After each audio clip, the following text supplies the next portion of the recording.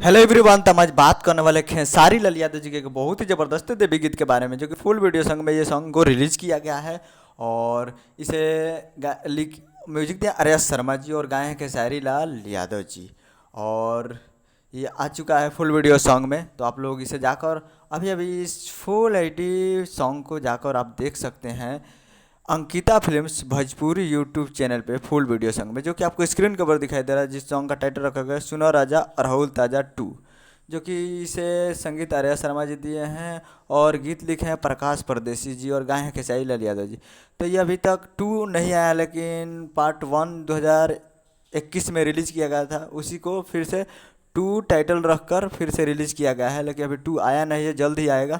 तो part one अभी जाकर देख सकते हैं Ankita films Bhojpuri YouTube channel पे फुल वीडियो सॉन्ग में। तो आप लोग जाइए और प्यार दीजिए, जिसे गाएं खेसारी लाल यादव जी और म्यूजिक आर्या शर्मा जी का, और लिखे हैं प्रकाश भरत जी और फिट में है रानी एक्ट्रेस जी। जाइए और प्यार दीजिए। मिलते हैं अगले वीडियो में, तब तक के लिए जय हिंद, जय भोजपुरी।